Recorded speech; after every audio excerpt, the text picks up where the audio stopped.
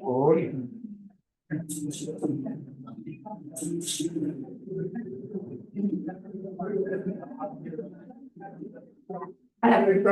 Los caballeros nos ponemos en modo plazo, por favor.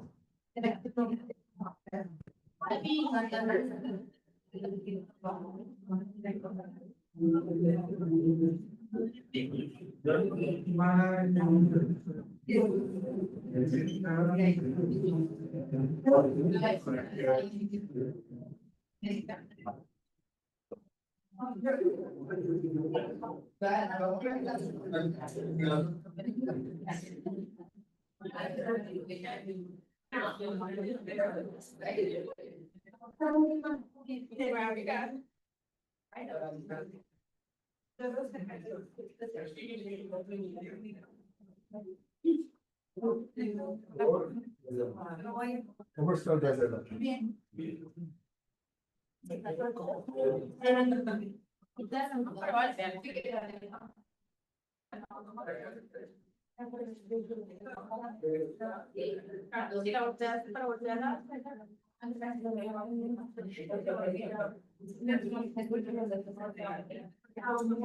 Laura Alba.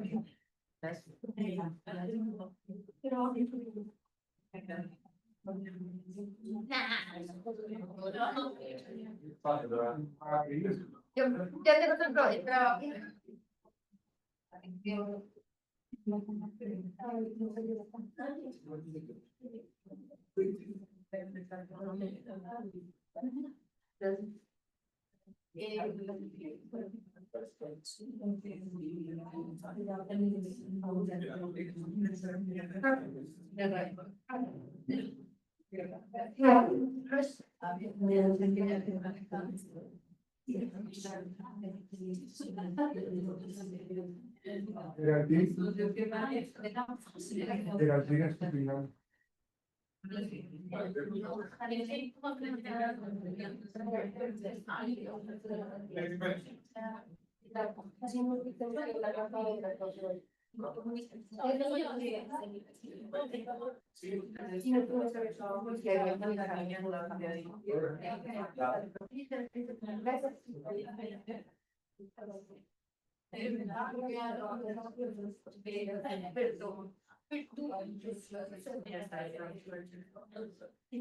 trabajo.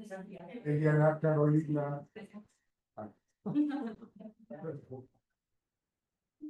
Angie González.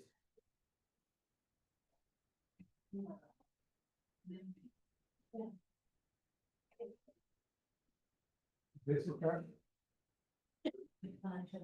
Herrera.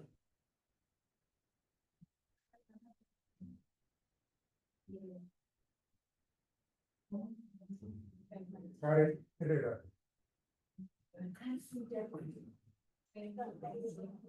Natalia López. Natalia López.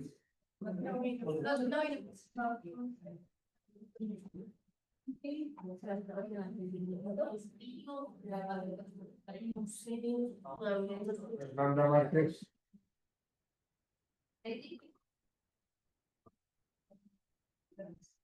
Negro.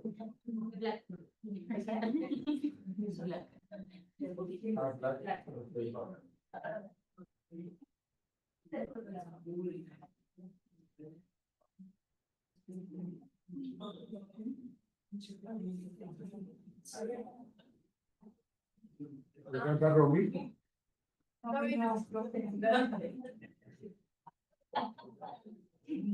Sebastián, como rara la vida.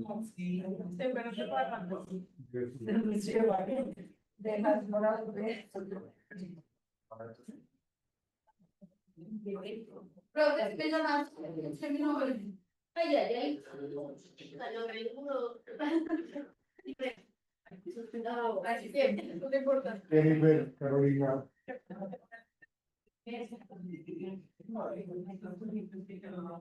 Ahora Sanabria. Aquel es hermano ya había comenzado.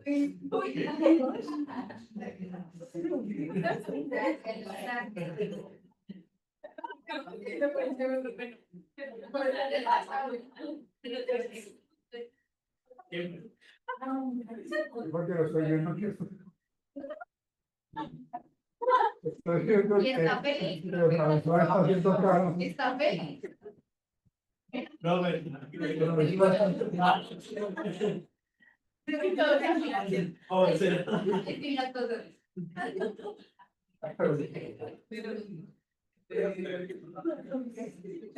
Ahora probar. Profe, no me llamas. Ya que-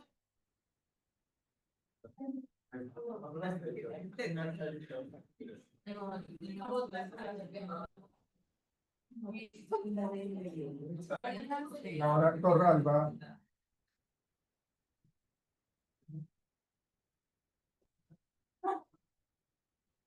Murillo.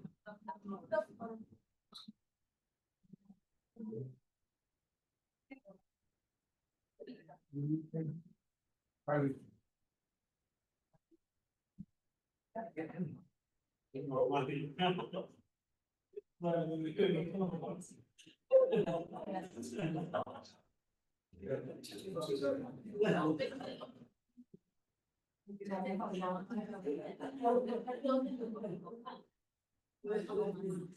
¿Quién comienza hoy?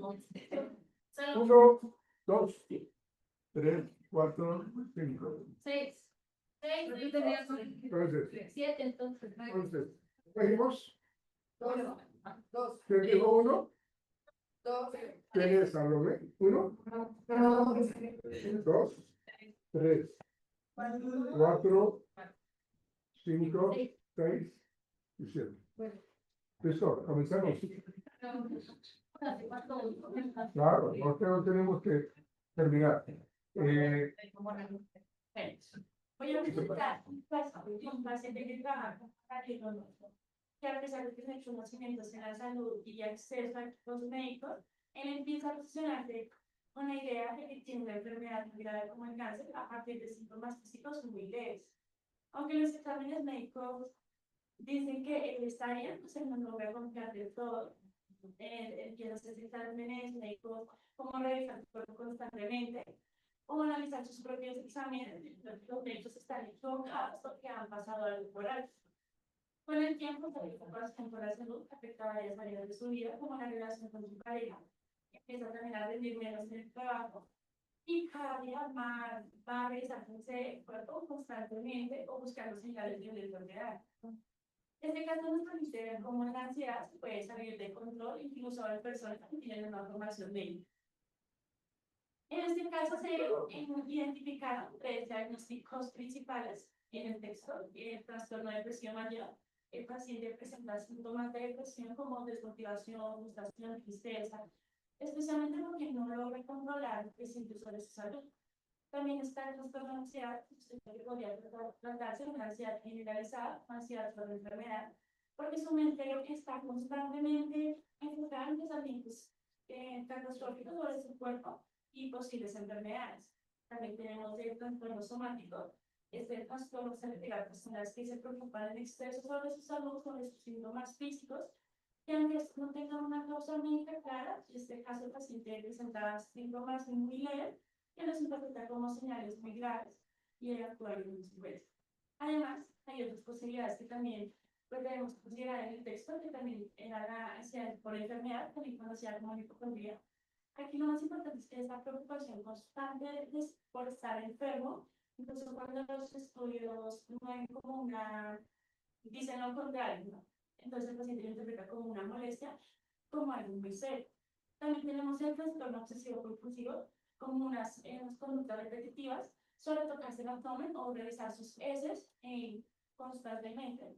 Pueden verse como compulsiones de estimulaciones repetitivas que lo hacen calmar esa ansiedad. También tenemos la ansiedad generalizada, las preocupaciones no solo son de su salud, sino sobre varios aspectos de su vida que también podrían encajar acá. Entonces es importante identificar que estas conductas repetitivas solamente lo hace para calmar esa ansiedad, pero también son voluntarios. Pueden estar demasiado pendientes sobre su cuerpo. En el análisis funcional del modelo ABC, que nos ayudan a entender cómo se forma y mantiene esa conducta problema, incluso podemos verificar dos, como es ya he mencionado antes, tocarse el abdomen, que el antecedente es que se siente algo raro en el abdomen, como un dolor leve o como de premura, y que saque algo no está bien. En la conducta se toca el abdomen de forma repetitiva y detallada, también mencionar que se tocaba como 15 a 20 minutos al día y lo hacía varias veces por semana. Y no te cuenta, a tocarse se siente un poco de alivio porque piensa que todo sigue igual, pero como te ha dicho, ese alivio es momentáneo. Vuelve a sentir esa ansiedad y repite esa factura. Es un reforzamiento negativo porque la conducta se mantiene solamente para reducir ese malestar. También tenemos la conducta problema número 2, que es revisar sus heces y hacerse estudios. Llega un pensamiento como, ¿y si tengo cáncer o y si me pasa algo grave? Que revisa sus heces con sus propios equipos, de propios equipos de radiología para hacerse sus estudios. Se calma por un momento, pero la preocupación regresa y mantiene todo eso. En el impacto en su vida, en este caso no solo afecta al paciente, sino también su entorno, por ejemplo, de su esposa, que ella se cansa de estas conductas constantes, porque él está tan enfocado en su salud que va a mantener la conexión emocional con ella. Se va y pues la relación se va deteriorando. También en lo laboral y personal, dedicar tiempo a realizarse, hacerse estudios y pensar sobre su salud, que deja de rendir en el trabajo y dejar de disfrutar sus actividades que le gustaba. En la formulación clínica, el paciente está atrapado en el ciclo secundario que funciona de la siguiente manera. Primero, se siente algo leve en su cuerpo, él lo interpreta como algo grave, que es tipo cáncer o algo parecido, se asusta y empieza a revisarse. Esta revisión le da una niñez como temporal, vuelve la duda y le repite el proceso. Además, el hecho de ser radiólogo le permite tener acceso fácil a esos equipos médicos, lo que permite que haga estudios constantemente. En el tratamiento propuesto tenemos una intervención basada en el enfoque de análisis de la conducta y también la terapia cognitivo-conductual. Los objetivos principales del tratamiento son disminuir la frecuencia con la que se revisa, la meta máximo es una vez a la semana, reducir la cantidad de estudios médicos necesarios que el mismo se realiza, aumentar su capacidad para tolerar el sufrimiento médico, es decir, aprender a que conviva con la idea de que no todo el tiempo tiene que tener esa certeza que es enfermo. Trabaja también la parte emocional y con los síntomas depresivos. En la evaluación inicial se llevará un registro en el modelo ABC para identificar cuándo sienten los síntomas, ya se después, también se mide cuántas veces se realiza, cuánto tiempo se dedica a eso y con qué frecuencia la realiza. En la intervención conductual, en una exposición con prevención de respuestas, se le expone a la sensación abdominal, es decir, pasar 24 horas sin tocarse el abdomen y luego como ir aumentando poco a poco ese tiempo. También tenemos las restricciones de rituales, establecer acuerdos de solo puede hacerse revisión médica por una semana o bajo supervisión de profesionales. La intolerancia a la instrucción médica trabaja con el parásito que no, pues ya hecho anteriormente, no fue el 100% de certeza, que si tener un síntoma físico no significa que esté enfermo. Y la economía de fichas se tenga sí mismo porque haya que no se revise esto normativa y no refuerza el plan. También tenemos la estructuración colectiva. Se trabajan los pensamientos como tengo cáncer y cambiarlos por este examen de salud bien, eso significa una buena señal. En la psicoeducación se le enseña al paciente por qué tiene esa conducta, cómo funciona la ansiedad por enfermedad y por qué los chequeos constantes. En técnicas de atención penal, se aprende a detener sus pensamientos negativos y que esté más presente. En la intervención para la depresión se le anima a hacer actividades que les gusten y se progresa al diálogo y a la pareja para que como recuperen esa conexión emocional. Se le recomienda hacer ejercicio físico para mejorar el estado de ánimo y reducir la tensión corporal. Y también tenemos la intervención del pareja, se entrega a la esposa para que no recuerde sus miedos, es decir, evitar que le digan cosas como si eso se ve grave o de pronto estés enfermo, evitar que ella diga eso. También entre los dos que se acuerden momentos específicos para hablar de su salud. Por ejemplo, 15 minutos al día como para que no se mantenga constante y disminuyendo. En la medicación, coordinada con hormonas de día, se pueden utilizar antidepresivos como sertralina y fluoxetina, sin ansiedad o la depresión, son intensas. Los ansiolíticos son usar en momentos críticos o con una supervisión médica. Y también tenemos el seguimiento de evaluación. Se lleva a gráfico, se anotan los días de chequeos de ansiedad de 0 a 10. Cada vez más se revisará el progreso. Si una reducción del 50% de los chequeos significa que va por un cambio. Y ya. Ya, ok. Es el radiólogo, ¿no? Ujú. Al inicio del caso tú mencionaste algo que realmente puede estar ocurriendo frecuentemente en el área de la salud. Ustedes saben de que antes de ser nosotros psicólogos, somos seres humanos. Es decir, que también nos enfermamos. Lo mismo pasa con los médicos, ¿no? Por ahí dicen de que los médicos también se mueren. Bueno, y las conductas que se incrementan por parte del radiólogo están muy asociadas a su rol como médico, como radiólogo, en donde constantemente puede estar viendo unos resultados de sus exámenes médicos negativos y eso le incrementa ese temor. El afrontamiento o el tratamiento que se le da al paciente tiene que estar muy ligado a todo lo que se mencionó, eh, para que pueda en realidad trabajar funcionalmente en su profesión, porque pues por el solo hecho de estar trabajando como radiólogo ya le está incrementando los niveles de ansiedad. ¿Sí? Cierta sintomatología que tiene algún paciente, tiene algunas respuestas en sus exámenes radiológicos, le incrementan esa angustia. ¿Ven? Pero lógicamente, pues las diferencias individuales en cada organismo y la historia de vida, de salud, pues marcan la diferencia, ¿no? Entonces, ese tratamiento sí es muy fácil de manejar con la parte cognitivo-conductual. O sea, me parece que apunta muchísimo a él. ¿Sí? No nos serviría muchísimo un tratamiento psicodinámico porque no le estamos apuntando a la reestructuración cognitiva. De pronto se maneja un poco lo que tiene que ver con como la asociación libre, pero pues no garantiza absolutamente nada. Pásamelo, por favor.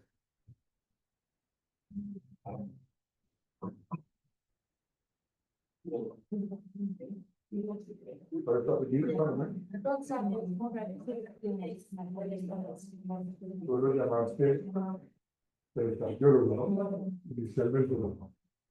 ¿Sí? Y ese es el cardiólogo. No le estás aceptando, si lo niegas. Vamos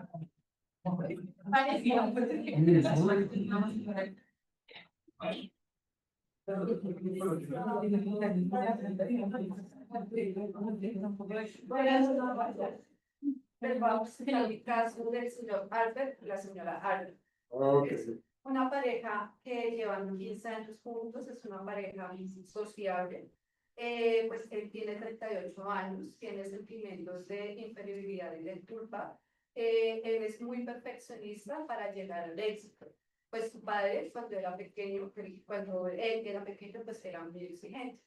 Ella tiene 35 años y pues obviamente ya les voy a decir por qué llegan al consultorio. Ellos llegan porque tienen una crisis de pareja, ya a punto de separación por la disfunción sexual y eyaculación precoz del signo alto.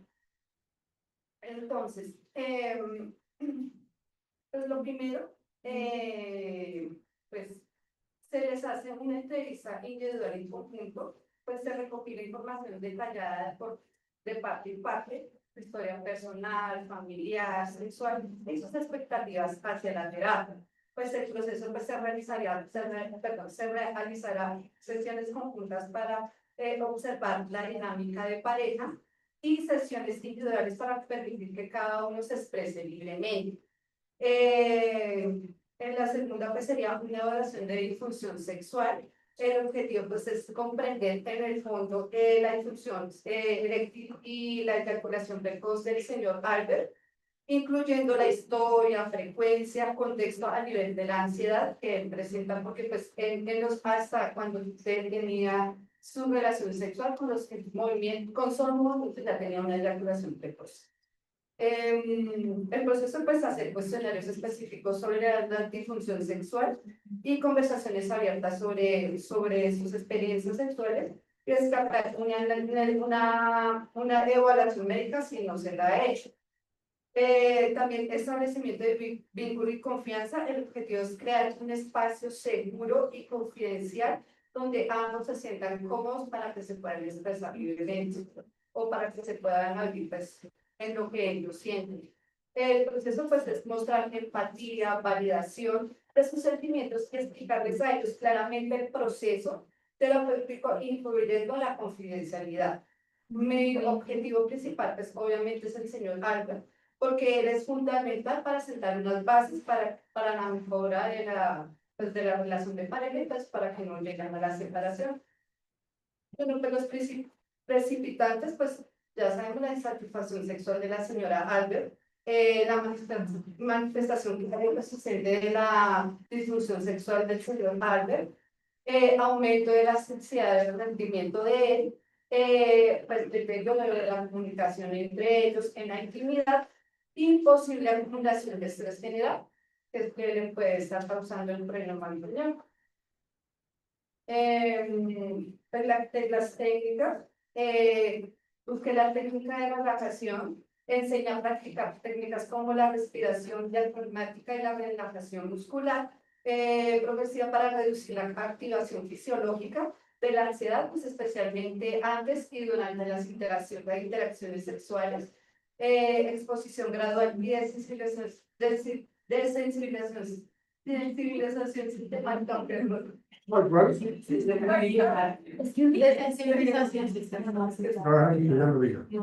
Para la ansiedad del rendimiento sexual se podría diseñar un plan de exposición gradual a situaciones sexuales con el objetivo de reducir la ansiedad de un entorno controlado y seguro sin la presión del rendimiento, pues ya que esto, pues obviamente el señor Arnold tiene sentimiento de culpa, ¿no? Pues ellos se sienten muy mal en su acto sexual.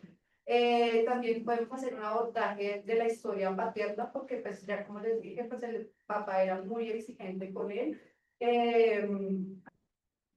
También podemos hacer un trabajo con la culpa y la inferioridad, identificar las situaciones que activan estos sentimientos y desarrollar estrategias para manejarlos de forma adaptativa, promoviendo la autoaceptación y la compasión de sí mismo. También podemos dar psicoeducación, pues proporcionar información precisa sobre la disfunción eréctil y la eyaculación precoz, desmitificando creencias erróneas, reduciendo, pues así hacerle reducir la culpa a él. También la técnica, perdón, terapia cognitivo-conductual, pues esto pues, desafía las distorsiones cognitivas del señor Albert, patrones de pensamientos negativos e irracionales que sustentan estos sentimientos, pues lo ayudará a reconocer como autoexigencia y autocrítica que contribuye en su malestar. También, pues, obviamente, la intervención de pareja, pues, es fundamental para mejorar la comunicación entre ellos, la intimidad y abordar la insatisfacción sexual de la señora Albert. Entre esos, pues, hay de enseñarles a tener una comunicación efectiva y tener empatía, una escucha activa, y pues también hacer una reconstrucción en la intimidad y la sexualidad.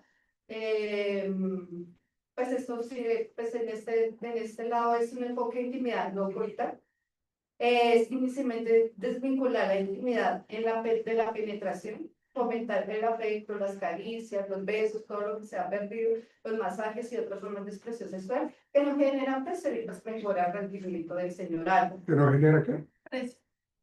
Que no Presión. genera presión. Presión. Ok. Porque está presionado. Ah, La sí, exploración sí. sexual de pareja, pues ayuda a la pareja pues, a definir lo que significa la sexualidad para ellos y más allá del coito, explorar fantasías, preferencias nuevas y obtener satisfacción mutua.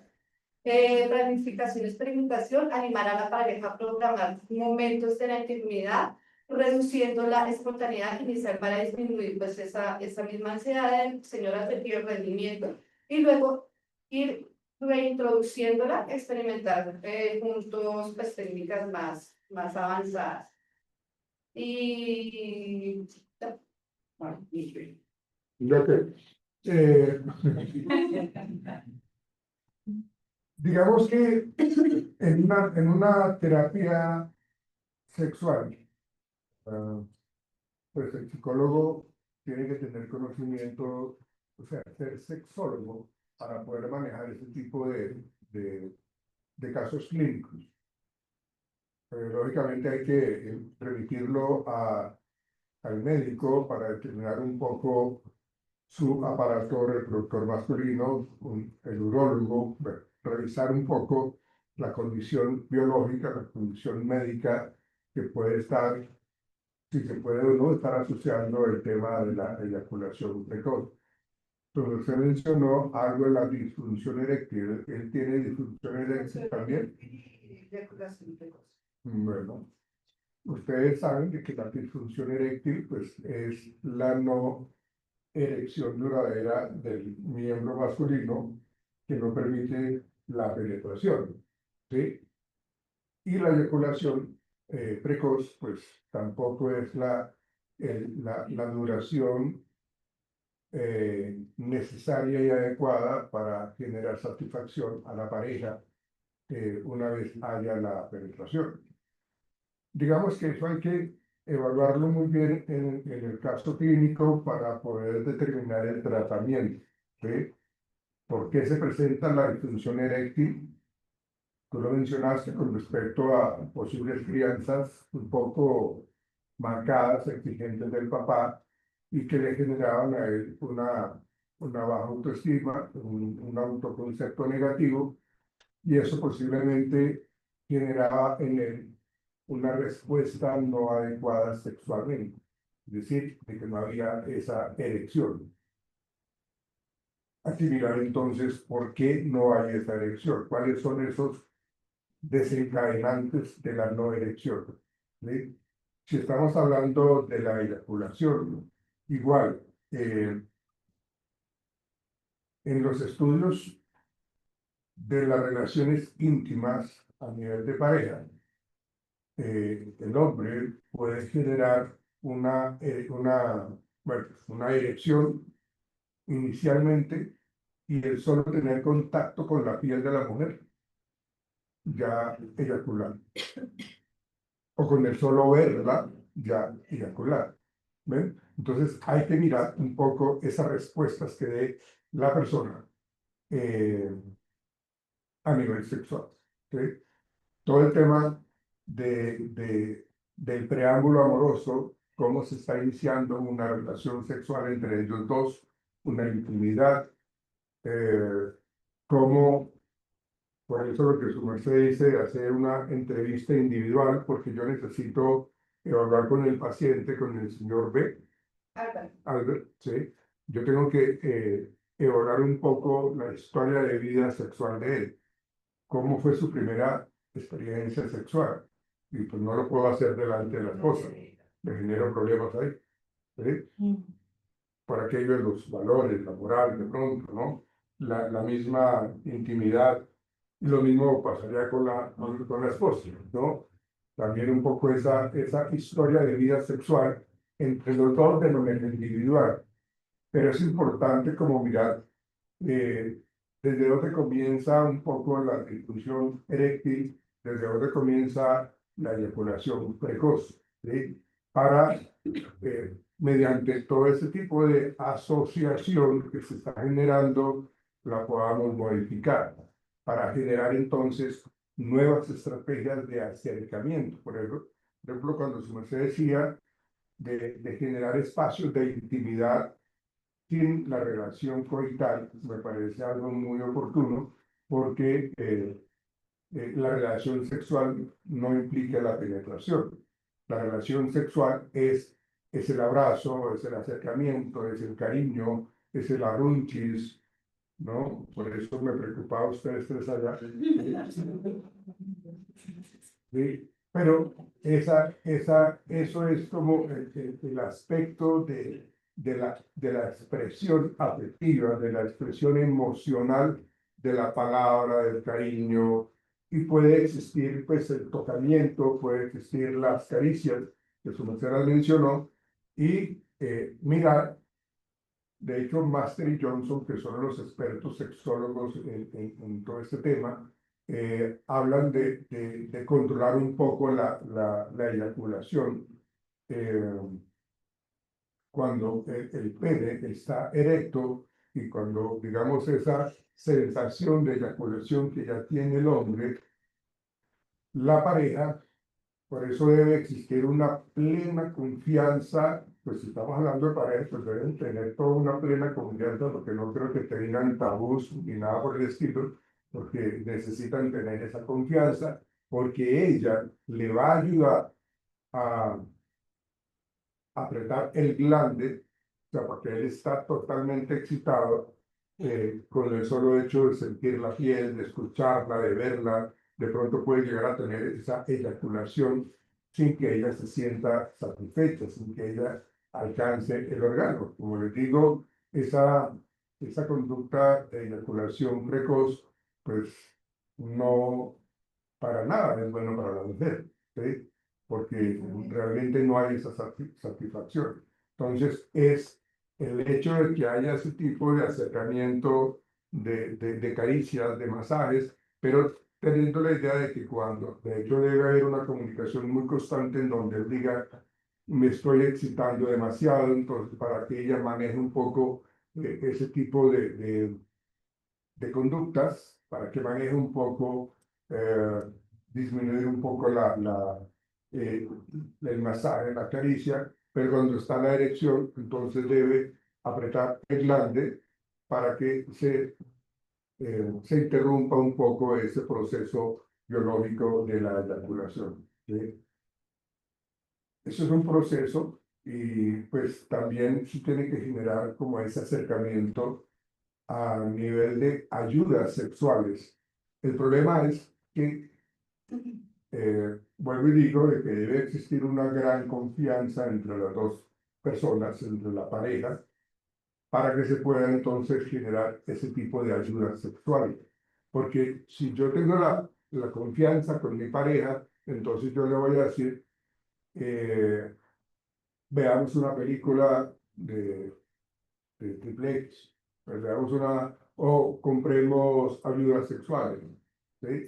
Entonces, yo tengo que tener pues para eso son parejas, toda la plena seguridad para poder generar esas respuestas funcionales y adaptativas. Porque lo que pretendemos es de que él se mejore y si él se mejora, pues el nivel de satisfacción de la esposa se va a incrementar, ¿sí?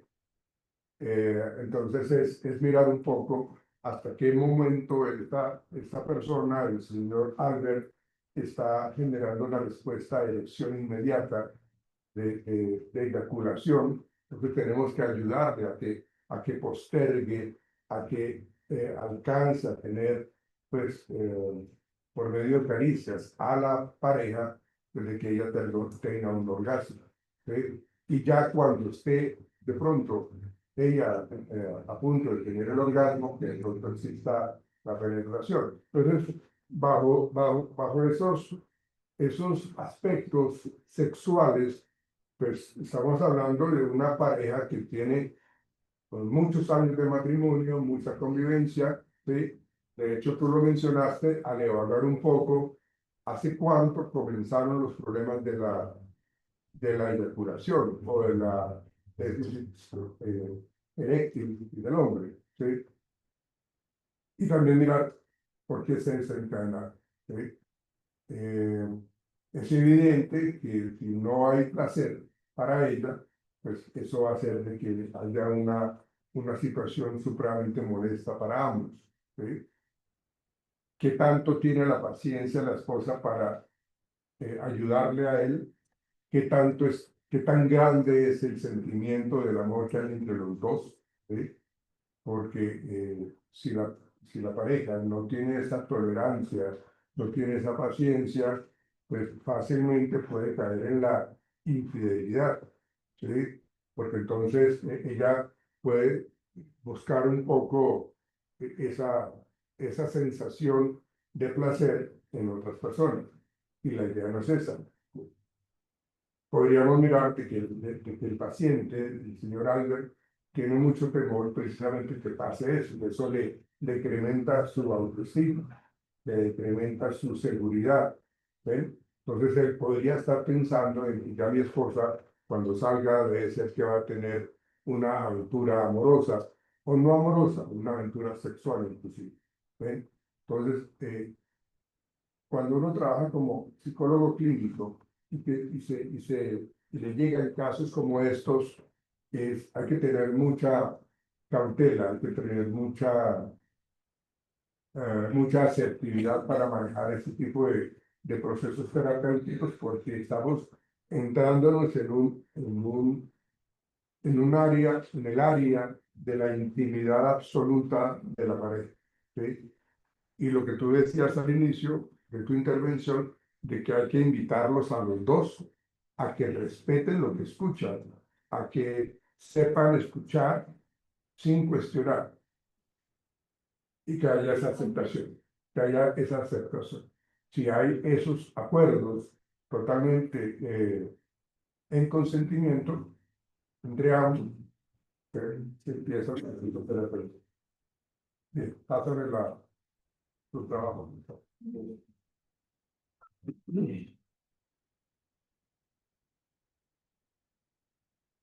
Entonces,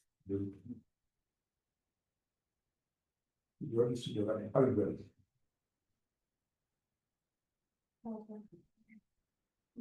Bueno, buenas noches. Hola. Yo les voy a hablar sobre el caso de todavía estudiante. ¿Todavía qué? Estudiante. Ah, Eh, es una mujer graduada, vive sola. Su psicoterapeuta la remitió a consulta con psicofarmacología por su ánimo depresivo y su física angustia. Ella tuvo problemas con su padre en toda su infancia porque su padre tenía problemas con el alcohol. Y como que en su familia siempre el ambiente fue muy tenso y siempre tenían constantes como peleas.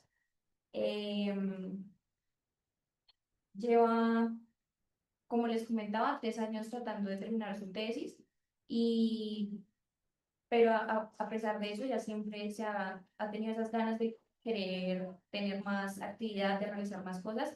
Trabaja, su ocupación ahorita, actualmente es asistente sanitaria a domicilio.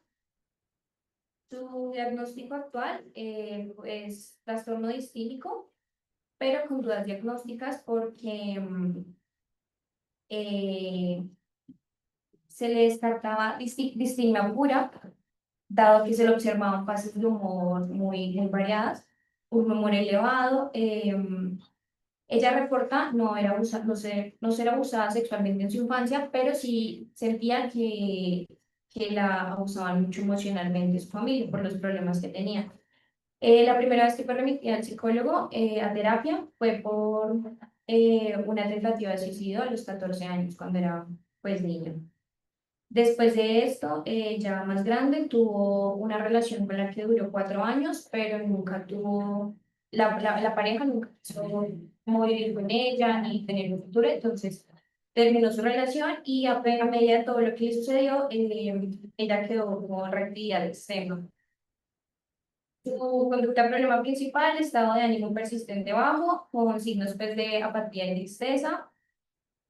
Cuando se le realizan autoevaluaciones negativas, siempre son constantes negativas, con palabras como yo siempre he sido infeliz, nunca he sentido que es la felicidad, dificultad en regulación emocional, ciclos de hipomanía y tristeza.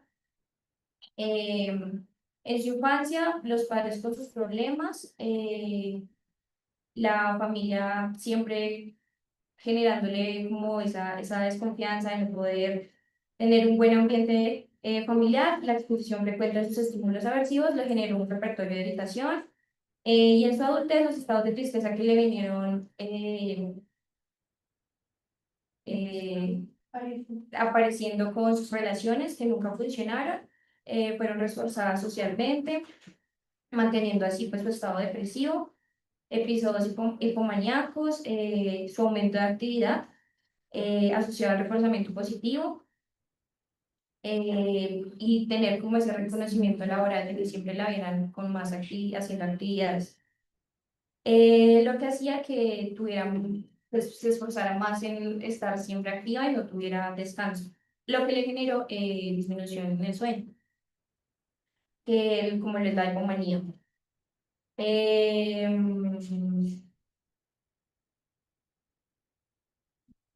Como hipótesis funcionales, sus conductas depresivas siempre se mantenían por su reforzamiento negativo. Siempre tenía conductas depresivas por el producto de negativismo que ella siempre tenía.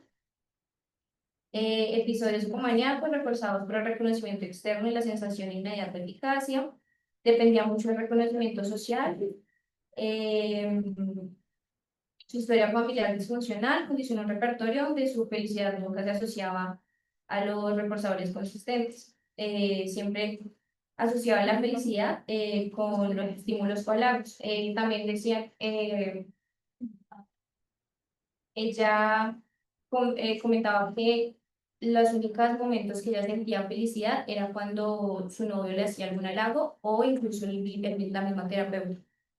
Era como el nivel máximo de felicidad que ella llegaba a sentir, pero no era como tan largo. Está el plan de tratamiento, un registro de actividades, de su estado de ánimo,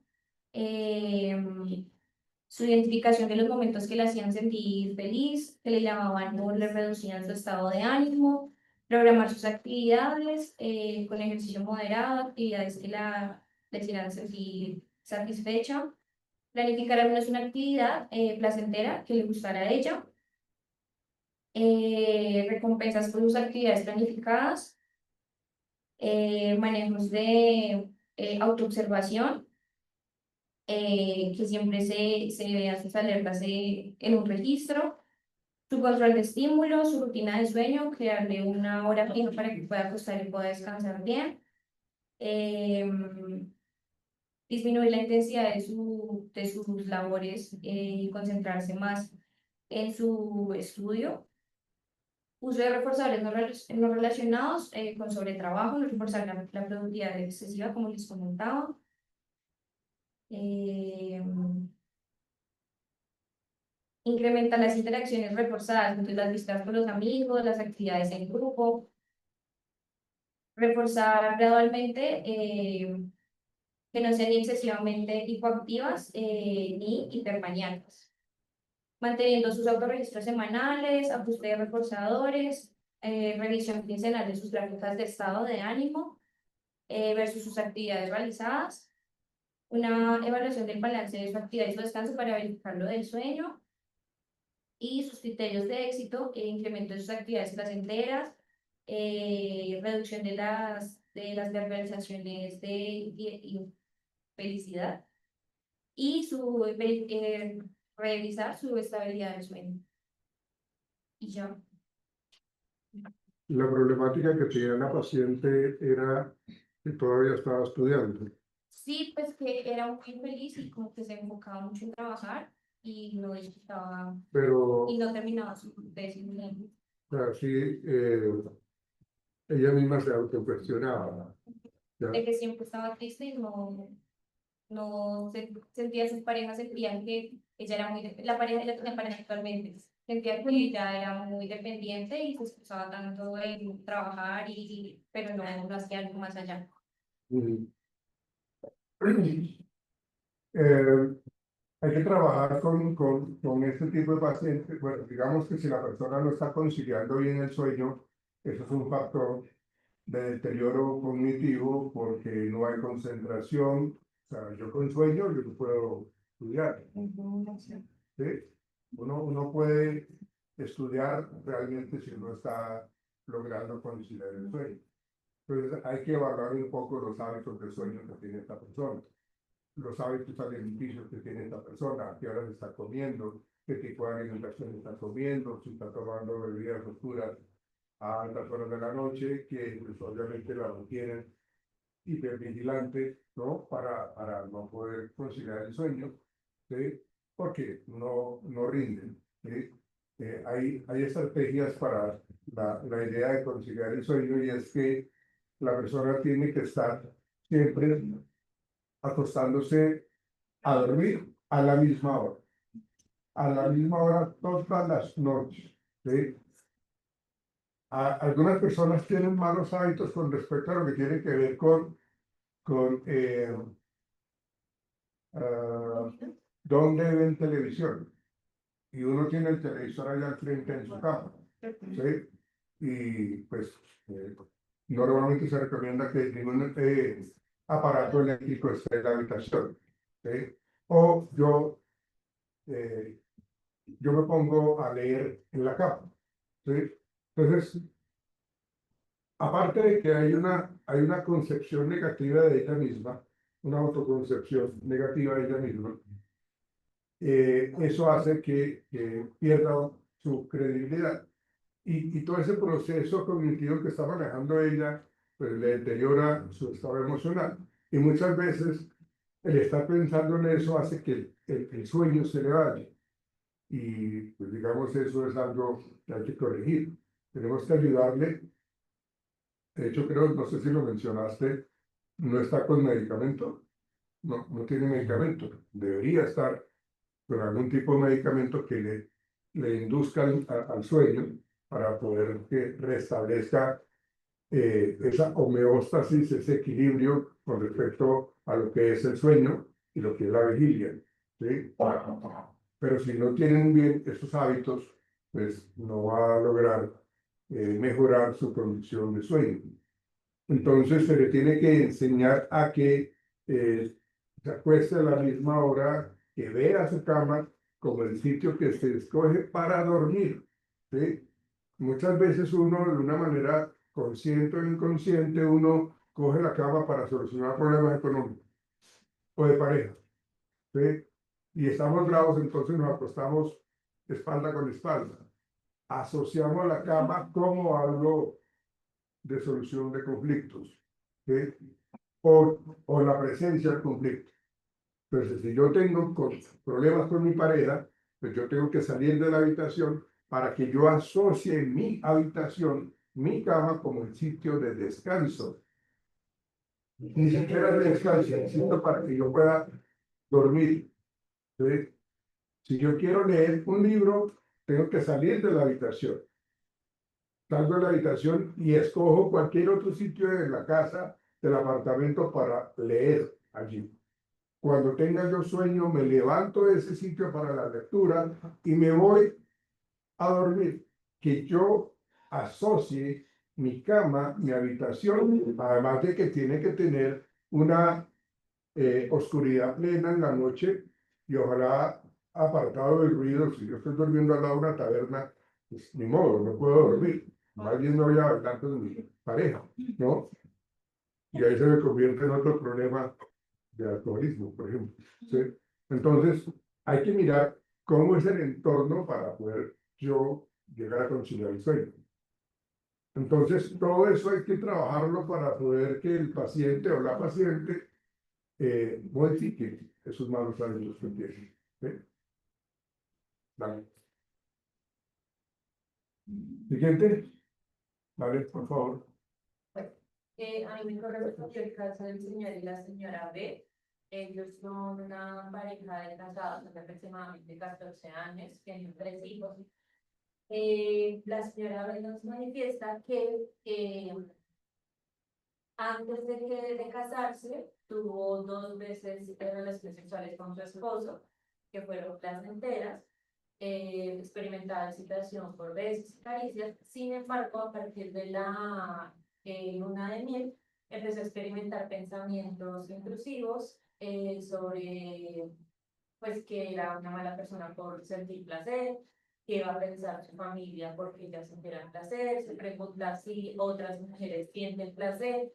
eh, y esto le ha generado pues dificultades para poderse excitar, para poder tener relaciones con su esposo, y lo hace netamente por obligación marital, más no por placer. Como antecedentes pues, de este caso, tenemos precisamente la historia personal de la señora B, que son pues estas creencias rígidas, porque ella piensa, como les digo, mucho en su familia. La educación basada en la culpa y en la obligación marital, y las situaciones sexuales que ya le generan de por sí ansiedad anticipatoria. Ella prefiere o se siente más cómoda cuando pasa cualquier situación que le impide tener relaciones sexuales. De hecho, en el texto especificaba que consideraba el sexo como una situación muy desagradable. Pues la conducta, precisamente tenemos la evitación a las relaciones sexuales, las emociones negativas intensas al pensar en tener relaciones sexuales o al experimentarlas, porque igual las siguen teniendo, pero pues bajo el yugo de la obligación. Y pues el bloqueo al poder tener un orgasmo o excitación. Como consecuencia, tenemos pues precisamente el deterioro de su relación marital, y la evitación que sigue reforzando esa conducta de no poder tener relaciones sexuales por gusto.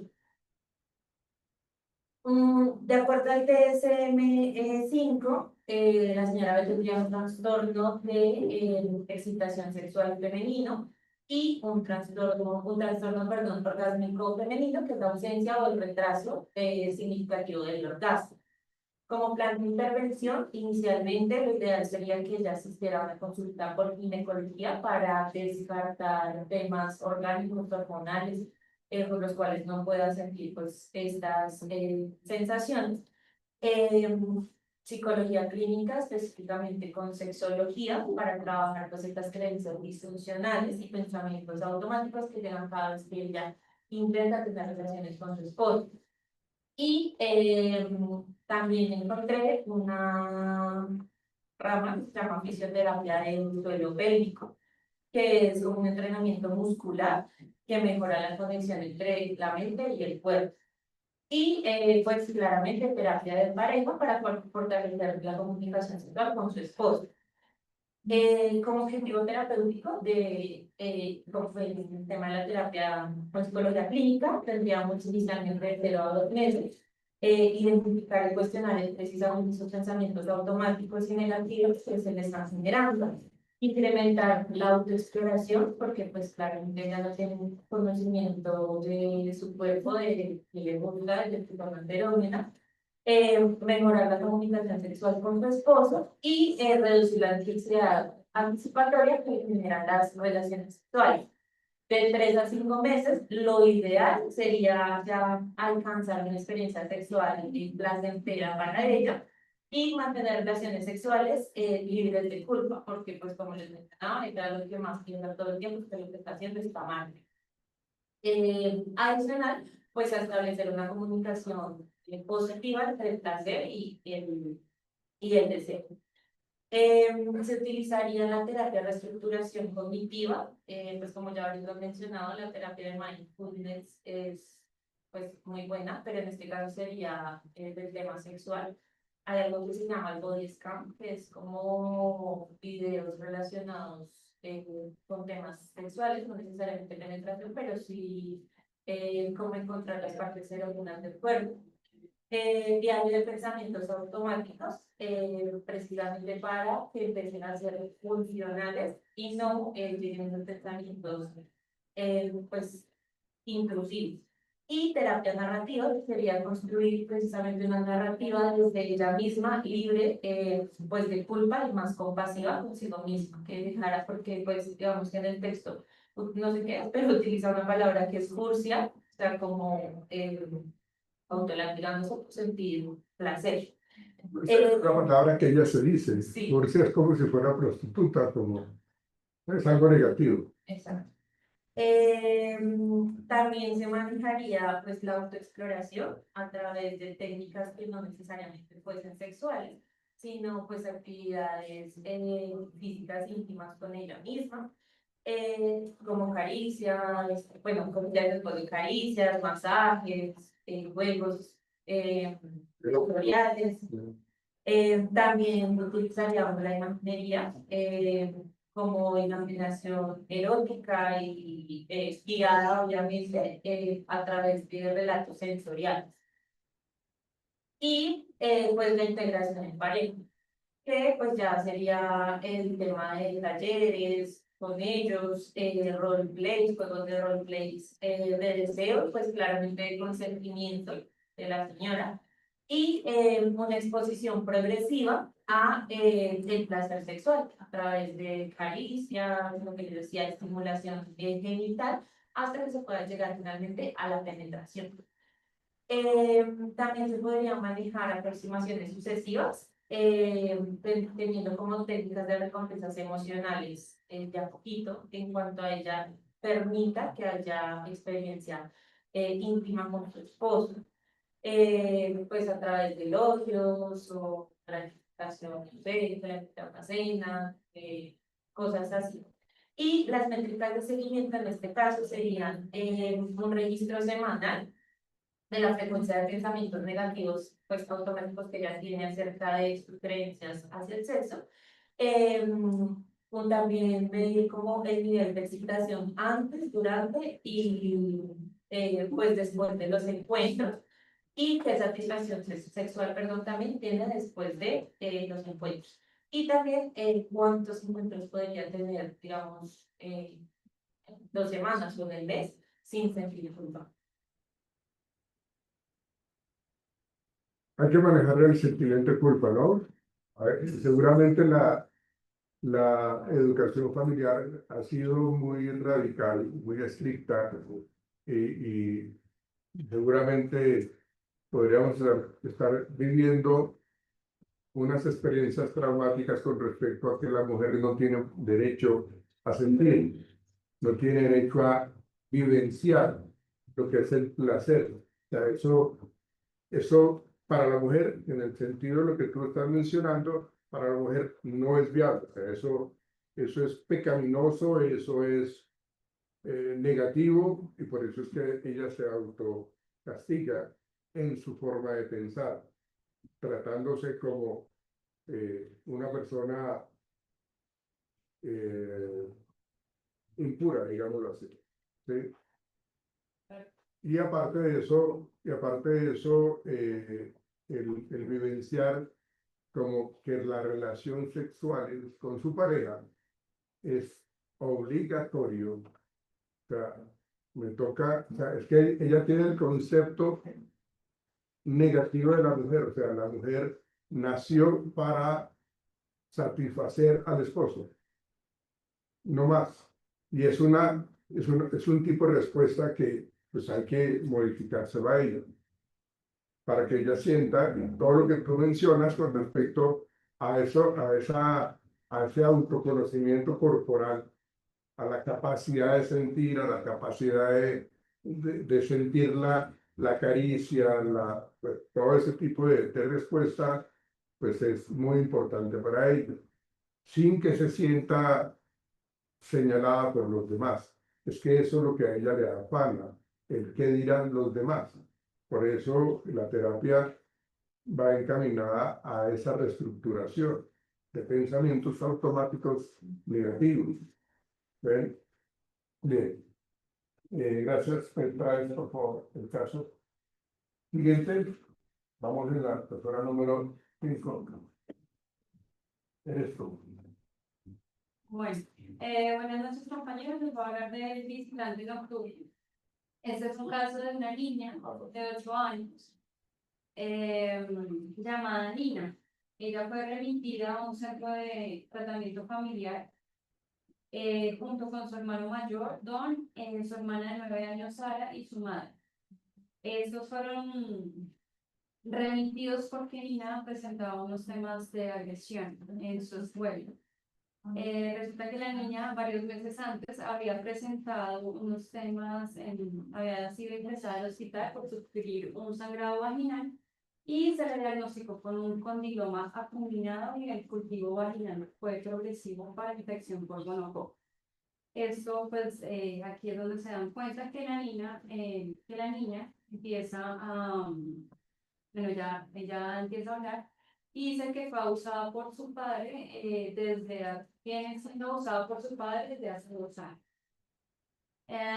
Acá hay varios, digamos que la historia también habla de el hermano, Don, presenció los actos y le dijo a la mamá, pero la mamá pues no le creyó, le dijo al papá y el papá pues golpeó a Don. Entonces, también el papá afectaba y pues también golpeaba al hermano. El papá no solamente abusaba de Nina, sino de su hermana Sara de 9 años. La mamá también tenía miedo porque durante 12 años de matrimonio estaba también bajo temas de golpes y violencia en la familia. Y no era capaz de separarse de su esposo por su religión. Bueno, después de la confirmación médica del abuso sexual, los niños fueron llevados a un centro de adopción. Sin embargo, posterior a eso, el padre fue encarcelado y los niños se criados después con la abuela materna para que los siguiera criando. De aquí, la madre, pues, quedó acusada como pues, una persona que fue, digamos, sí, que acusada de no intervenir en el asunto y no proteger a sus hijos. Pero, y le quitaron como la, el derecho a ver a sus hijos, pero después empezó a verlos porque ella fue remitida a psiquiatría, ya cuando empezó el tratamiento pudo empezar a ver a sus hijos nuevamente. Ella pues, digamos que en el fondo creía que los hijos sí le decían la verdad, pero pues en sí también ella tenía miedo a que pues, su marido también reaccionara nuevamente. En el centro en la entrevista en el centro de tratamiento familiar, pues Nina se ve como una niña que apenas sonríe, cuenta que los abusos empezaron hace 2 años, ella pues la mayor parte del tiempo mantiene encerrada en su habitación sola, no hace nada más que mirar la televisión, le cuesta considerar el sueño porque tiene constantes pesadillas. Bueno, básicamente en este caso, yo lo traigo como rápido para que pueda tocar con la familia. Vamos allá. Entonces, ahora se hace un diagnóstico de acuerdo al DSM-5 y al DSM-4 por un trastorno de estrés postraumático en donde cumple criterios como exposición a un acontecimiento traumático que hace que la persona haya estado expuesta a un evento en el que ha experimentado. Digamos, es como el criterio más grande que va a nombrar. ¿Cuál es la diferencia entre el DSM-4 y el DSM-5? Que en el DSM-5 aparece ya una nueva categoría para los niños de 6 años y menos, en donde digamos que se tiene en cuenta ya más específico los niños más pequeños dentro del DSM-5 para el trastorno postraumático y tiene digamos como diferentes o ya criterios más particulares para esta etapa de desarrollo. Y tener en cuenta la etapa todo el proceso de desarrollo de estos niños. Dentro de un análisis funcional de la conducta, podemos identificar que el antecedente son los pensamientos sobre el padre, el sentirse rechazada y recordar el trauma. Recordemos que ella fue remitida por agresión, por ser una niña agresiva. Como conducta ya tiene irritabilidad, aislamiento, conductas de oposición. También menciona dentro del informe del centro que ella como parte de conseguir la atención de su madre, porque ella pensaba que su madre pues no la quería, porque pues no le creía, Entonces, como forma de recibir atención de su madre, ella le robaba dinero a la mamá en su cartera. Entonces, esta es otra de las conductas que tenemos, que es robo y las pesadillas. Como consecuencia de la atención de la madre, evitar el contacto con personas, expresión indirecta del trauma con juegos que ella hace, porque ella mantiene como apegada mucho a sus peluches y a sus muñecos. También haciendo como juegos en donde pues ella como que nuevamente revive el trauma. Las terapias en este caso aplican, entonces, bueno, ahí les hice un proyecto como de 6 que encontré. Entonces tenemos como, primero como los objetivos generales del tratamiento sería disminuir la ansiedad del miedo y las pesadillas, que pues, intentamos buscar es que ella vuelva a considerar el sueño normalmente. Reestructurar los sentimientos de culpa, porque cuando sucedió el tema del padre, ella se sentía culpable de que ella también la iban a hacer a la cárcel por haber hablado, o que ella había hecho algo mal. Promover la expresión emocional, ya que, pues, como les indicaba anteriormente, que la niña, pues, desde hace 2 años mantiene encerrada y pues no ve la televisión y si hay instituciones médicas. Establecer relaciones familiares más seguras y fomentar el autocuidado y la autoestima. Entonces, la primera terapia sería la exposición gradual. Esta nos ayuda a que el niño enfrente de forma progresiva y controlada recuerdos o estímulos asociados al trauma. En Nina la podemos aplicar invitándola pues, a contar cuentos, ya que tiene todo este tema con los peluches y las muñecas. Y le podemos decir como figuras como brujas, monstruos, nosotros mismos le ponemos los personajes para que ella empiece solita a, pues, a hablar de que empezamos a mirar que ella represente simbólicamente al sobresor. Y ahí ya pues tenemos que estar recreando esas historias, pero desde una distancia segura y con precaución para pues no generar un daño mayor. Y estar pues muy atentos de todo lo que ella empieza a expresar o hablar para reforzar de cierta manera cómo ella pues va relatando los sucesos. Ahí tenemos un reforzamiento de que lo estás haciendo muy bien, eres muy valiente, y eso nos ayudará a que ella también vuelva a sentir el espacio más seguro. Tenemos la terapia de sensibilización sistemática y lúdica, que es básicamente también pues, como con todo eso que estamos hablando, no de trastorno de estrés postraumático infantil, ¿no? Consiste en reducir el miedo aprendido emparejando imágenes del trauma con estados de relajación y juego. En Nina lo hacemos primero con una actividad de relajación científica, como respirar, como si inflara un globo, y luego mientras esté relajada se le presentan imágenes o cuentos con elementos suaves del trauma, por ejemplo, una habitación en la noche, y se avanza poco a poco hacia escenas más difíciles, y el objetivo es que ya no se active la ansiedad cuando se encuentre con estos estímulos. Tenemos la terapia de reestructuración cognitiva básica infantil, que sería modificar los pensamientos irracionales o negativos que ella tiene. En Nina lo podemos, en Nina tenemos este pensamiento en donde ella se siente culpable o que hizo algo mal. Entonces, a través de preguntas simples y cuentos se trabaja la idea de que ella no es responsable, se le puede hacer escribir o dibujar las cosas que sí fueron culpa del adulto y las cosas que no. Y reforzamos pensamientos saludables, sobreviviste, fuiste muy valiente al contar qué pasó. Tenemos la terapia de refuerzo positivo diferencial. Esta consiste en aumentar las conductas deseadas, reforzándolas con atención, elogios o recompensas. Nuevamente acá tenemos pues, el reforzadores positivos. En mi aplicación sería como reforzando cada vez que exprese cómo se siente. Y pues ella se volvió muy aislada de las personas. Entonces, que pide ayuda cuando tiene miedo, cuando tiene conductas adecuadas como no pegar, no robar. Podemos dar una ficha positiva o decir nuevamente que lo hiciste muy bien. En la terapia de entrenamiento en habilidades sociales y expresión emocional, esto nos ayuda a que el niño pues, exprese más sus emociones. En Nina se harían juegos de roles para que aprenda a decir me siento triste, no me gusta esto. Se entrena con muñecos o tarjetas de emociones para identificar lo que siente. La terapia de intervención familiar conductual, aquí pues ya tenemos en cuenta pues todo su contexto familiar.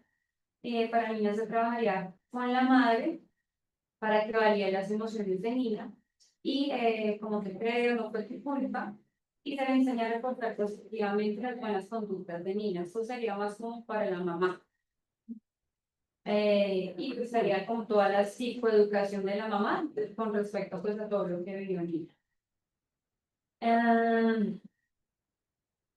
Bueno, para finalizar, pues, es importante traer un control, como le decía, un control de seguimiento de las terapias, recordando pues los objetivos principales que les decía anteriormente, que es disminuir las pesadillas, llevando como un registro semanal de frecuencia, aumentar la expresión emocional, usando tarjetas de emociones en cada sesión, mejorar el vínculo con la madre, observar interacciones en sesiones familiares. Lo haremos pues con un registro clínico en cada sesión. Aquí pues tenemos en cuenta que todo está documentado en la historia terapéutica. En esta se debe incluir fecha, duración, técnicas usadas, conductas observadas, avances, dificultades y plan para la siguiente sesión. Por ejemplo, Nina participa activamente en el juego simbólico con muñecos, relató por primera vez una escena de abuso a través del personaje La Bruja, se observó ansiedad leve que mordía las uñas, se reforzó verbalmente su valentía, se trabajará la estructuración cognitiva en la próxima sesión. Digamos que este sería como un ejemplo hacia la trazabilidad que deberíamos tener. Hacer un monitoreo de progreso también sería importante. Por ejemplo, reducción de conductas evitativas, aumento del repertorio emocional, y con el monitoreo podemos usar la evaluación pre y post, es decir, aplicar pruebas. En este caso podríamos tener instrumentos como escala de síntomas de trastorno de estrés postraumático infantil o una escala de ansiedad o depresión infantil que nos pueda ayudar a seguir, a hacer ese seguimiento también, tanto depresivo como de la ansiedad. También tenemos en cuenta la supervisión y coordinación interdisciplinaria, ya que tenemos pues un caso pues, de abuso sexual en donde pues entran pues un tema legal, ¿no? Y es un menor de edad. Tenemos que tener en cuenta también pues todas las entrevistas forenses que se hacen aquí. Lo hacen psicólogos forenses o psicólogos jurídicos o peritos forenses, en donde nos dan una información bastante importante que nos puede ayudar para la terapia. Ya que esas entrevistas pues tienen en cuenta a todo su contexto familiar. Y pues los otros profesionales como trabajo social, psicología, en este caso pues psiquiatría, contando pues con de la mamá. Y pues hacer el plan de intervención familiar, retroalimentando siempre pues todo su contexto familiar. Y por último, hacer una evaluación periódica de resultados y una ajuste de tratamiento, que se haría como cada 6 u 8 meses, perdón, cada 6 u 8 sesiones en donde se realizará una evaluación global de cómo ha sido todo el progreso para decidir si se continúa igual o si se ajusta el plan terapéutico o si se considera una alta terapéutica o se hace una revisión. Muy bien. Supremamente bien. Excelente, wow, por Dios. Para presentar, claro. Excelente. Me parece, Sí. está súper completo el tratamiento. Te has contratado. Excelente, te felicito. En serio, wow. La sacaste del estadio. Ahí es súper parcial. Quedé, wow. No, wow, no. Pero por allá escucho, allá sí. Sí, ¿quién sigue? ¿Tu mujer? Ok. Wow. Bueno, el caso se llama una mente errática. En este caso habla de una mujer de 35 años llamada Dore Hampton. Es una madre de 3 niños. Principalmente ella ya busca de psiquiatra clínica, ya que pues ella reciente, bueno, siente que no para su mente pensar. Ya es que pues, es una persona muy desorganizada, es muy ansiosa, irritable y frecuentemente trata de ponerse triste en ocasiones. Bueno, también menciona pues que también va a aportar la terapia es por los conflictos que pues tiene con su familia, que tiene pues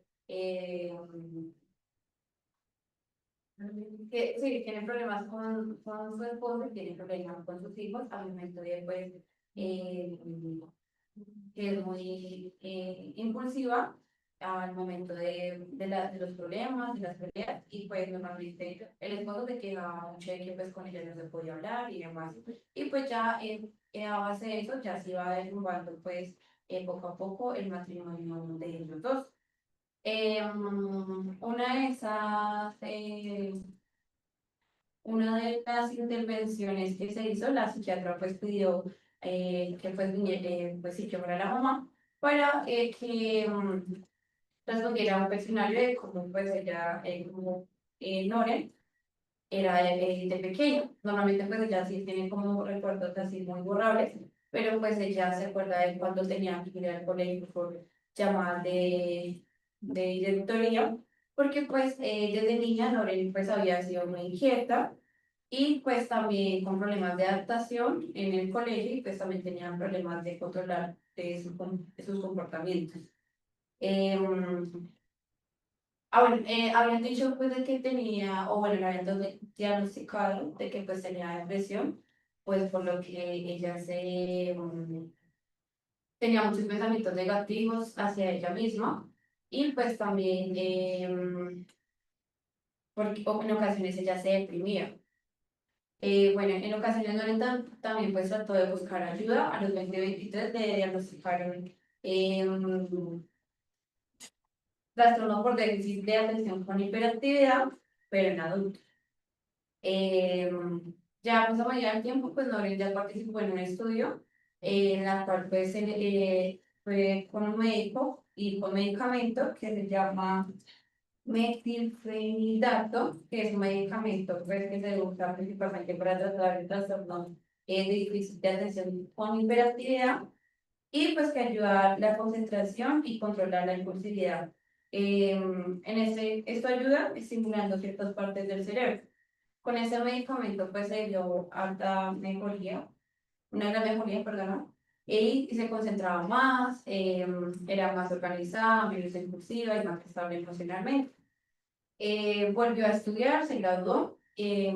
A medida del tiempo, pues volvió a formar otro hogar y pues ya a partir de los 7 años, pues se sintió mejor. Normalmente, pues los principales problemas pues, que tenía Loren era que no terminaba sus tareas, se perdía las cosas, se le olvidaban, era muy distraída, se irritaba con facilidad y pues discutía mucho frecuentemente o se enojaba muy fácilmente. También pues tenía momentos negativos y pensamientos sobre a sí mismo. Y pues en ese caso pues ella mantenía ese comportamiento porque pues se distraía para evitar tareas difíciles y pues eso bajaba la ansiedad. Cuando también estudiaba de cierta manera, pues aunque sea negativa, pues recibía atención. Y pues también tenía pocas experiencias agradables en su día, lo que la deprimía pues más. Eh, los objetivos, pues, totalmente pues, del tratamiento, una de ellas es mejorar su organización y concentración, reducir discusiones o irritabilidad y tener relaciones más positivas con sus hijos y pues con su pareja. También pues levantar su ánimo con actividades agradables. Y pues, ¿qué se trabajaría, digamos, en la terapia? Crear una rutina diaria con ayuda de agendas, alarmas, horarios, también hacer tareas en bloques pequeños de tiempo y reforzar lo positivo, digamos, como en premios, logros o lograr buenas conductas que normalmente pues ella haría. Y también pues aprender a controlar pues, los impulsos antes de discutir o pensar un poco o tomar no, sino, sí, como respirar un poco o sí, tener ejercicios de respiración y programar actividades que pues le gusten.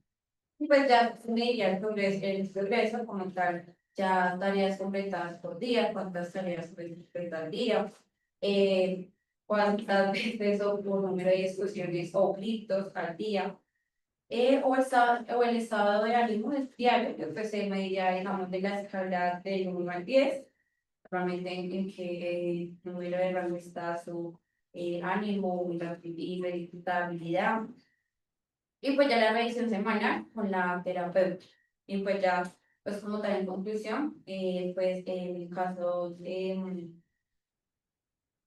una mente errática, pues ese caso nos muestra que con la terapia conductual puede ayudar a una persona a organizar su vida y mejorar su estado emocional y tener relaciones más sanas, ya familiares o laborales sociales. Ok, gracias. Juliano, por favor. Número 6, por favor. Bueno, ¿Qué pasó con el señor Burso que se fue? un poco difícil. Gracias. Bueno, buenas noches. En el caso que me corresponde se llama Cabello. Es una mujer de 25 años. La paciente refiere, me arranco las cejas y el cabello desde los 12 años. Mis padres me hicieron sentir como el primer ser humano capaz de ser horrorosa y sin autocontrol. Presenta, pues, de acuerdo a lo que se valió en el caso, un trastorno psicológico denominado hipotiromanía con impulsos recurrentes e irresistibles. La rutina diaria de esta paciente era sentarse a ver televisión y al mismo tiempo pues tener esta conducta desadaptativa entre 10 minutos a 1 hora diaria.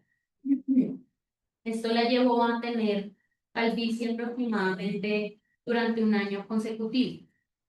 Lo que hacía para disminuir esta conducta era pues ponerse pelucas, pañoletas, maquillarse las cejas y pues obtener o presentar aislamiento en sus diferentes actividades.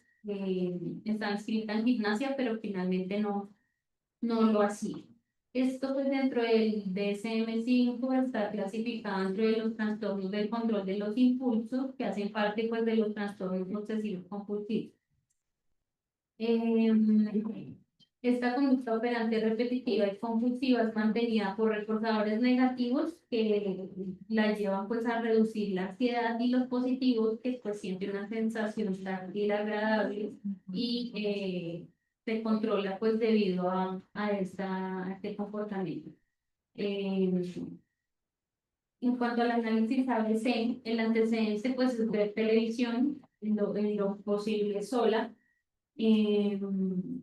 sentir nerviosismo, presentar momentos de distracción con esta conducta. Arrancar el cabello, pues es la conducta y las cejas, teniendo cada vez pues más recurrencia en lo que hace. Y la consecuencia, pues el alivio al nerviosismo y la sensación placentera que mencionaba anteriormente. En cuanto a las estrategias de intervención para disminuir esta conducta, están el control de los impulsos o el reforzamiento diferencial, que sería cambiar las rutinas de ver televisión y mucho menos sola, alejarse del sitio donde normalmente lo hace, que es el sofá, proponer nuevas rutinas, pero pues esta rutina siempre va a depender de ir conociendo a la paciente e ir indagando qué otro tipo de rutinas podríamos trabajar que no sea ver televisión. El entrenamiento en inversión del hábito o reemplazo, que es sustituir esta conducta con una acción incompatible. ¿Qué quiere decir esto? Que si ella usa sus manos para arrancarse el cabello, tratar de buscar actividades que usen pues sus mismas manos y las mantenga ocupadas en otro tipo de conductas o de acciones. Usar pelotas antiestrés, tejer, dibujar, usar guantes que no le permitan tener la sensación de agrado de arrancarse el cabello y en general barreras físicas que no lo permitan. Y ya sabemos que si logramos el efecto de interrumpir la ansiedad con el alivio, pues podríamos llegar en algún momento a extinguir la conducta.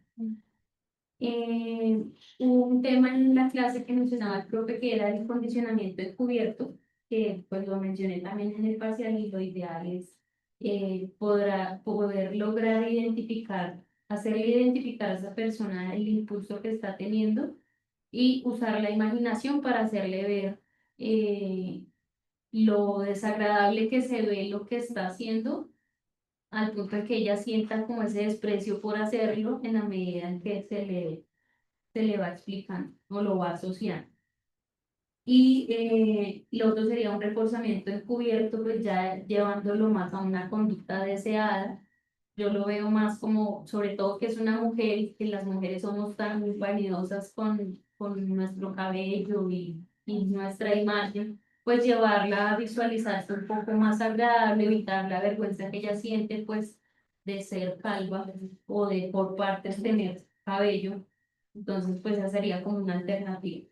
Y dentro del el caso mencionado que una compañera la ayudó a ir a un grupo de ayuda, dentro de ese grupo identificó que no era la única persona ni era un ser raro como se lo mencionaron los papás, sino que pues pueden presentarse otro tipo de personas y no es la única que puede llegar allá y tener un tratamiento como cualquier otro ser humano.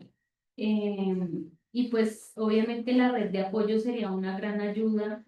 Evidentemente los papás desde el principio no la apoyaron, fue un error porque tan pequeña a los 12 años pues hubiera podido evitarse tanto transcurso de su trastorno.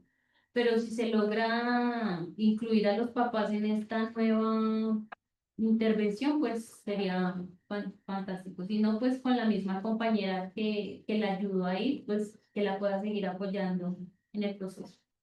Ya. Ah, ok, eso es el caso. Pero yo tengo sentido.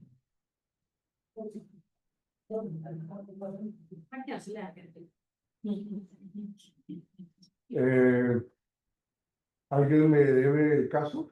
O ya todo el mundo me entregó. Mira, ¿Lo entregas, por favor? No, es que yo no me fui ¿No? no. Déjale la corriente. Profe, esa nota es que 2 notas, no entendí. Por cierto, Por eso, o sea, solo se calificó las provinciales, parciales como tal, no. no, yo hice dos. Unificó. Califiqué el parcial que ustedes hicieron acá y luego pues, vi el desempeño que presentaron ustedes en la sustentación y se calificaron y salió una sola nota. Mañana vamos a entregar notas, ¿sí? Entonces, me sentaré con cada estudiante a socializar sus notas, ¿sí? La persona que vaya pasando se va para la dorada, ¿ok? Para la dorada casita. Bueno, cuando quiera que...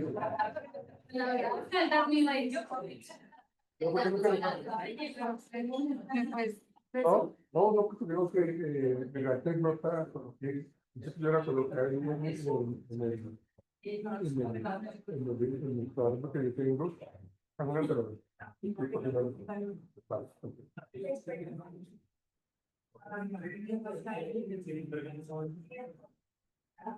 ¿Quién me debía?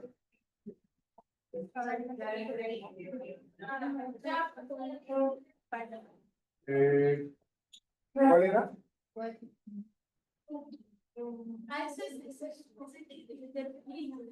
¿No es su nombre? Trujillo. Ah, bueno, ok. Listo. Bueno, niñas, caballeros. Yo,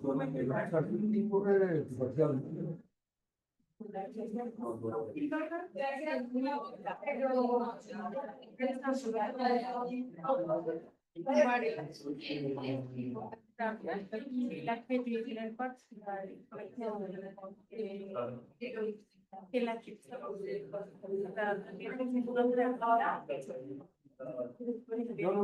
No, me refiero al primer parcial. La sombrilla moradita de género. La sombrilla morada de género. Mira, pues, Ah, sí, mañana voy a regresar.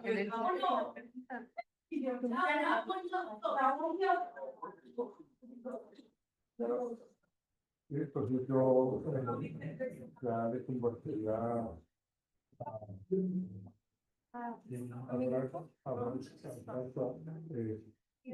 el Excel y el Telegram. ¿Cómo quedó la pasó la disposición?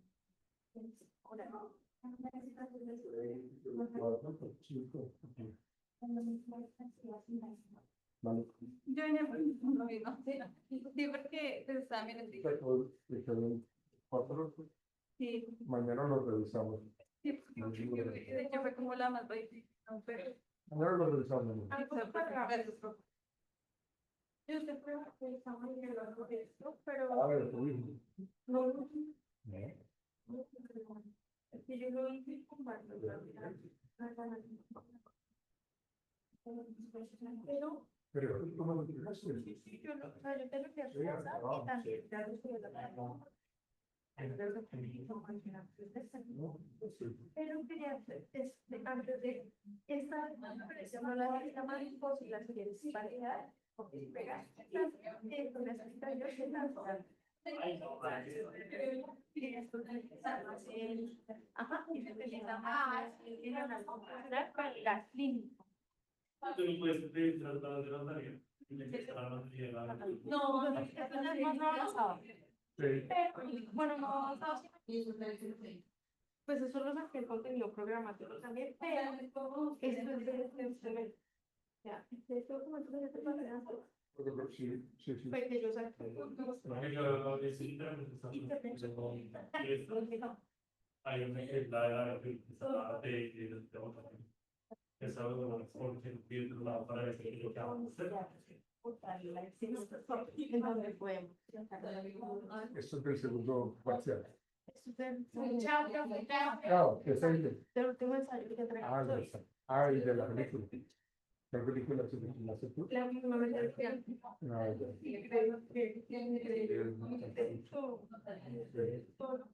Estoy a pesar de su como pues